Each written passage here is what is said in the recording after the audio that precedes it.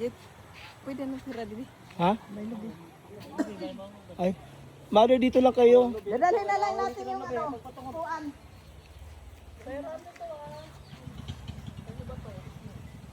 So baka may malaglag na Buko. nyug. So dito lang kayo.